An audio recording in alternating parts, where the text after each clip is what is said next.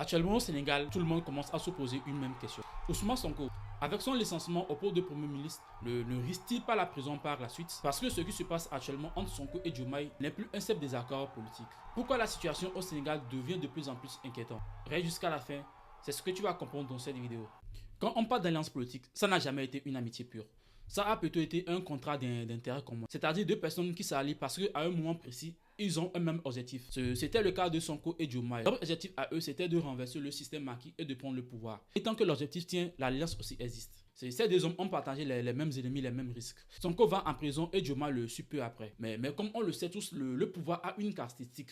Il est invisible. On peut partager une lutte, mais pas un pouvoir. Parce qu'à un moment donné, quelqu'un doit chercher à avoir le dernier mot. Et ce dernier mot, c'est Diomaye qui le tient parce que c'est lui le président et Sonko le premier ministre en théorie. Mais en pratique, Sonko est plus puissant parce que c'est lui le leader historique du PASTEF. C'est lui qui a mobilisé la foule, c'est lui qui a souffert le plus visiblement. Diomaye a été choisi parce que Sonko était inéligible. Mais l'un des phénomènes les plus classiques en politique, celui qui place quelqu'un au pouvoir finit souvent à être cadré par le même pouvoir. Et ça a été le cas de Diomaye qui vient de limoger Ousmane au poste de Premier ministre. Diomaye va chercher à exister politiquement. Il va prendre des décisions sans consulter Sonko, d'où le début des conflits. Pour comprendre maintenant pourquoi la majorité des Sénégalais s'inquiètent pour Sonko, il faut intégrer le contexte historique africain. Dans beaucoup de pays africains, les conflits internes au sommet d'État ont un chemin répétitif et bien documenté. En premier, deux hommes arrivent ensemble au pouvoir. En secondo, des tensions qui naissent entre eux en coulisses. En tertio, l'un des deux hommes qui commence à être fragilisé, allant jusqu'à perdre son poste. Et en quatrième position, des poursuites judiciaires entraînant l'un d'eux à devenir prisonnier politique ou devenir exilé.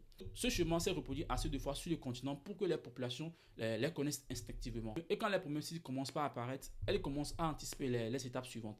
C'est exactement ce qui se passe au Sénégal en ce moment. Voilà ce qui est factuel dans la situation actuelle au Sénégal. Premier fait, il n'existe encore aucune procédure judiciaire officielle annoncée contre Ousmane Sonko dans le contexte de la crise politique actuelle. Deuxième fait, des tensions existent réellement au sein de la gouvernance sénégalaise, mais elles se manifestent que dans des déclarations publiques. Troisième fait, le climat politique est bel et bien dégradé au Sénégal. Les journalistes, les analystes politiques le documentent. Et c'est ce qu'on peut actuellement dire dans la situation au Sénégal avec exactitude. Jusque les perceptions sont assez fortes alors que les faits restent très limités. Parce que le peuple sénégalais a déjà vécu des années de tensions judiciaires et politique sous Macky Sall. Et cette période les a mentalement marqués. Donc aujourd'hui, quand les gens voient ces tensions, ils s'en souviennent. Ce qui est certain, c'est que la relation politique entre Sonko et Diomaye traverse une mauvaise phase. Mais ce dont on n'est pas sûr, ou ce qu'on ne peut pas prédire avec exactitude, c'est l'évolution de la tension. Et c'est exactement pour cette raison que le débat autour de leurs relations est devenu un sujet national. Selon vous, jusqu'où ces tensions peuvent réellement nous conduire?